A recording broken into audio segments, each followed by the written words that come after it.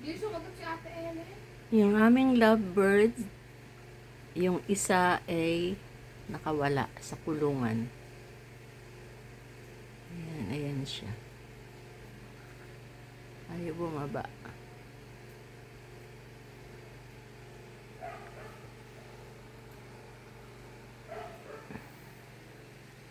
Ano pangalan yan? Si Climate. Ha? Si Climate. Climate? Climate. Bakit climate? Climate change. Climate change. Yung makulay kasi si tropical.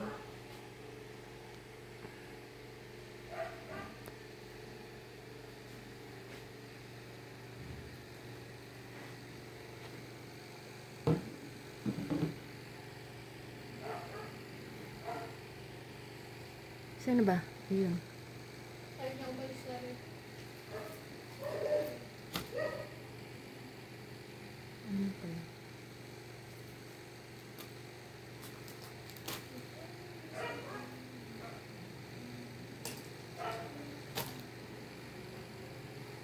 Papunta na si Ate Ellen.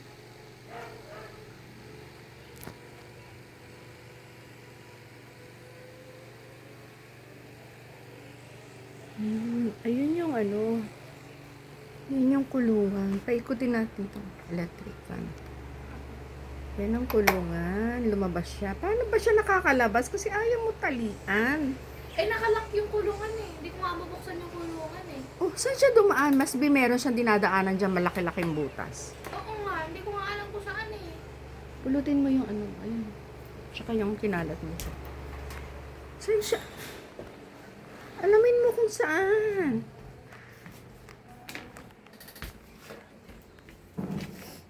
Hindi naman ito mabuksan. Paano siya nakakawala? Oh, sarado naman tong ano. Nakalock naman yung ano. Yan, no, nakalock naman tong door. Ito hindi naman siya makakalabas kahit ilang Ipitin niya yung sarili niya. iipit pa siya dyan. Eh, ayaw niya nga mahahawakan. Wala, isan siya.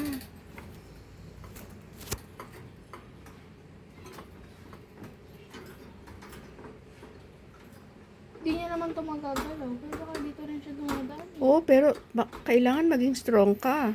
Oo nga. Para ano. Para mabuksan niya. Kasi ang hard ng pag-push mo, eh, paano niya yan mapupusa? Maliit na kamay niya. Kamay ba tawag doon?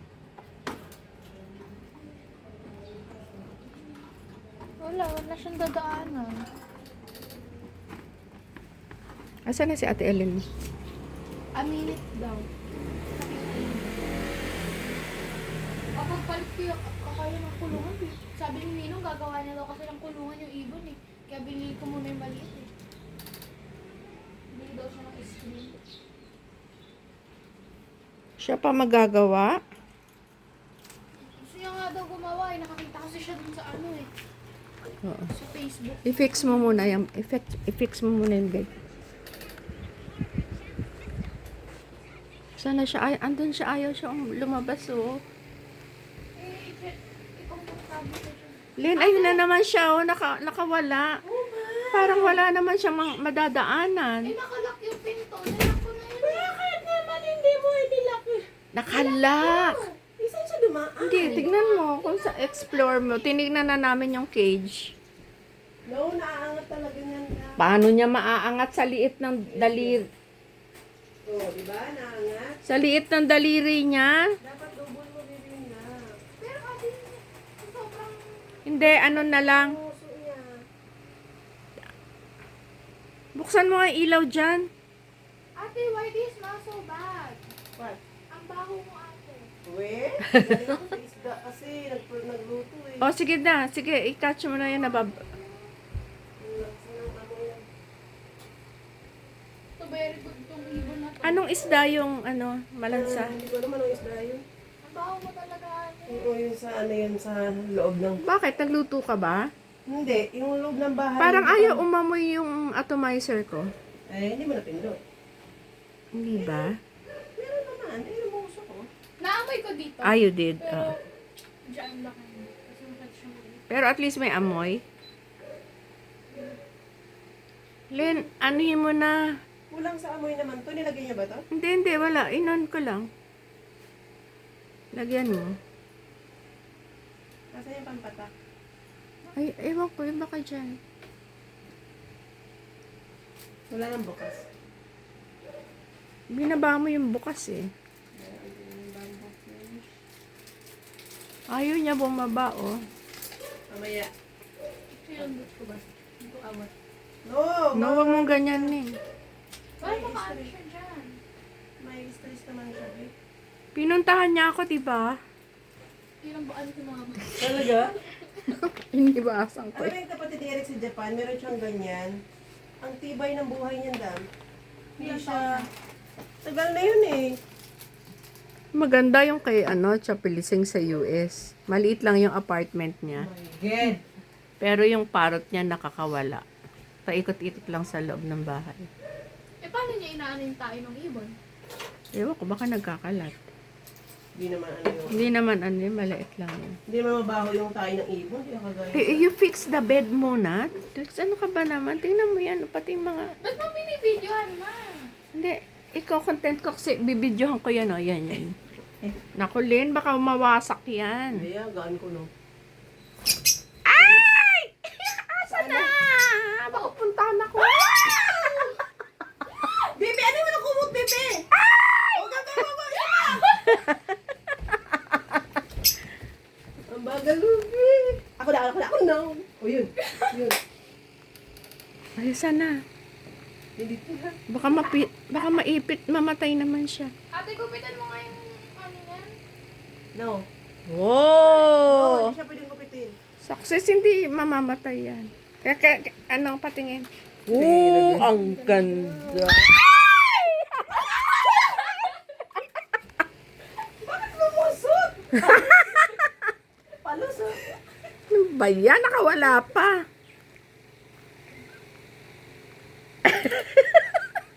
Ano ba yan? Palus? Ang dulas ng katawan. Ako? Ang dulas ng katawan. Naku, talian mo na yung cage, ha? Talian na talaga. Ang dulas. Pero okay naman din siyang nilipad-lipad. Iyaan mo na siya. Ayoko, tingnan mo yan, oh. Anuhin mo yan. Ano yan? Stress kasi siya, nawawala yung Ay, pusensya siya. Umalis siya dyan, eh. May stress talaga siya. Oh. Ang palus niya, palus.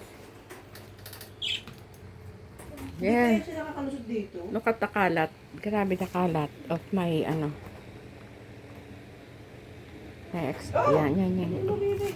Palus nga ni, madulas yung kanyang balahibo. Yan. Bakit nabubuksan niya? Bakit Kailangan i-video yan kung bakit siya nakakawala dyan. Paano? Oh, sige.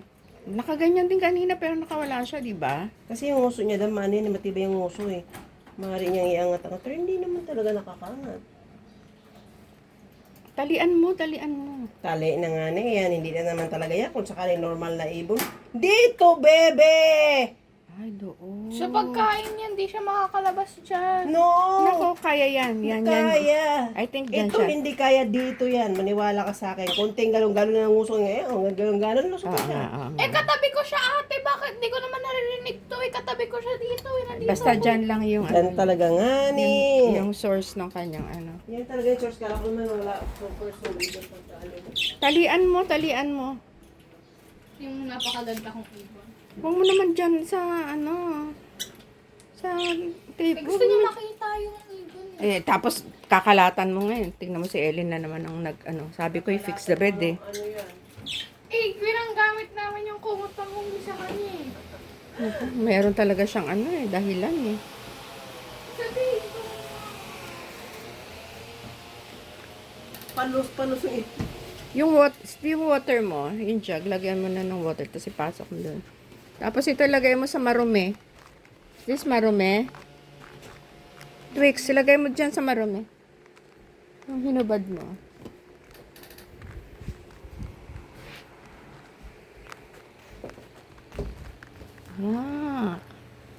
Ginawa na tong working room.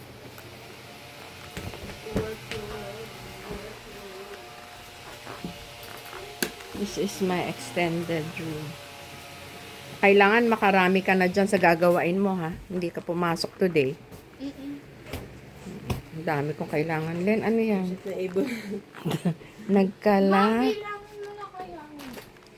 Bilangin, gawin mo ng gawin. Bakit ko kailangan bilangin? Alam ko kung ilan yung gagawin ko. 50. 25 nun. Malaki. 25 nung bad. Kasama to sa bilang ng 25. Yes, oo. Kay ano na to kasi, kay Chairman Hermine ito eh. Bukod mo na to. Tanggalin mo to sa bilang. Tapos Hindi, ilan yung gagawin ko. Hindi to tatanggalin. Gumawa ka ng 25, gumawa ka ng 25 na. Kung hindi, i-cancel ko yung order. Kung hindi mo magagawa. Let me know. Kasi kailangan na to eh. Ano? Nagtatanong lang ako. Kailangan ka pang sagot. Sinabi ko na sa'yo na, gawin mo na.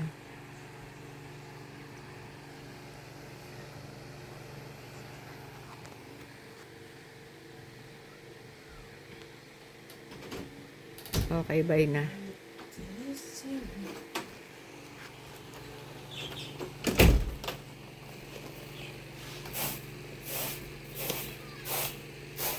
Kain lang ako ng tuba.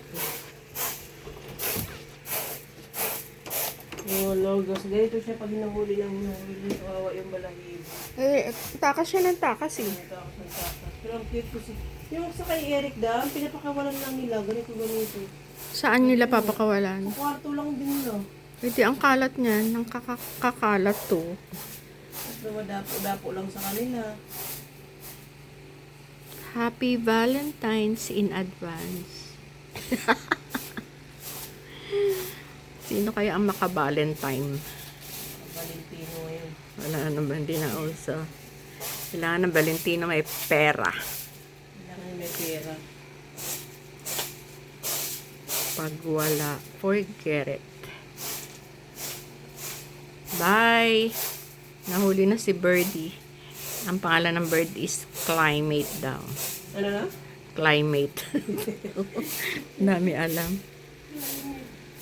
Dadating yung mag-eyelash, maligo ka na daw. At nababaw, ang nalalansahan sa'yo. Kinuha mo ba ako ng alamang? Ano Andun pa? Ano bang luto ng alamang? Lalaba ako. Masarap siya pagkaluto. Ah, okay. Ginisa na nilagyan ng kamyas. So, andun yung asim at alat. Sarap. Sige. Tinikma mo? Mm. Okay. Yun nga lang di kakainin ko. Di ba ako mahilig ng pangat din eh. Ayoko. Malasa talaga kasi pag ano. Hindi yun pangat eh. Sinigang yun eh. Sinigang na isda. Lansa nun. Ang sinisigang baboy lang tsaka tsaka beef. Ayoko nun. Ang hilig na isda. May babuo itong damit ko. Ay, naaamoy ka ni Twix. Ang baho mo daw. Bye everyone. This is this is Kwenta Premiere. Bye po.